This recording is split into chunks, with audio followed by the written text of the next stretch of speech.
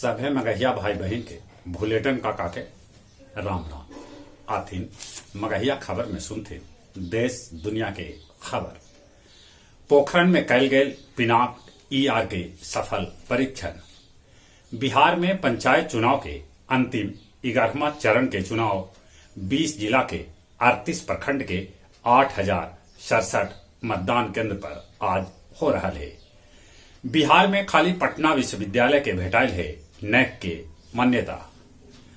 कार्यवाही लाइव करे के मामला में 5वां कोर्ट बनल पटना के हाई कोर्ट। तेलंगाना अपनाव तक बिहार के पंचायत चुनाव के तरीका। हाजीपुर में पदस्थापित श्रम प्रवर्तन अधिकारी दीपक शर्मा के घर से भेटाइल 2.25 करोड़ नगद, 978 ग्राम सोना, किलो भर चांदी, 25 गो शहरी भूखंड के अलावे औरो बड़ी कुछ। बिहार में 14 से होवे वाला शिक्षक काउंसलिंग फिर से स्थगित कर देवल गए। सहरसा दरभंगा रेलखंड पर मार्च महीना में दौड़े लगत रेलगाड़ी। मलयालम फिल्म के निर्देशक अली अकबर इस्लाम छोड़ के हिंदू धर्म अपनौलन। सऊदी अरब तबलीगी जमात पर लगौलक रोक। दक्षिण अफ्रीका, ब्रिटेन, जर्मनी, दक्षिण कोरिया में रिकॉर्ड तोड़ बढ़ रहा है कोरोना।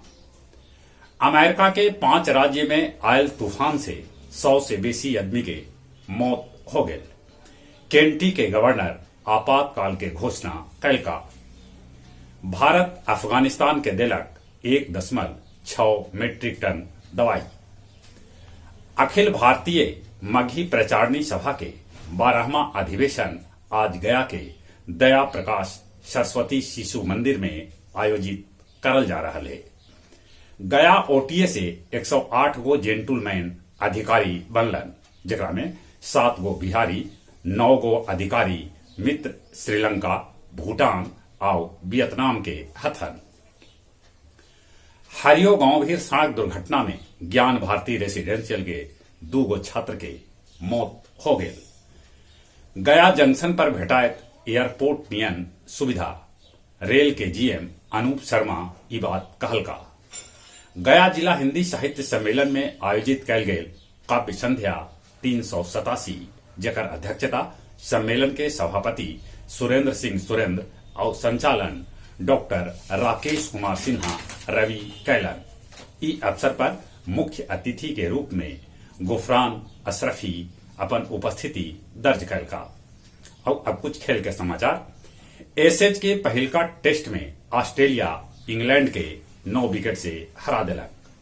ऑस्ट्रेलिया के off spinner Nathan Lyon 400 wicket लेने वाला दुनिया के 7वां स्पिनर बन गलन। आईसीसी क्रिकेट के ओलंपिक 2028 में जगह भेटाए के है पूरा उम्मीद। 2 गो बांग्लादेशी महिला क्रिकेटर ओमिक्रॉन संक्रमित हो गलन। ई सभे जिम्बाब्वे से लौटलन हल।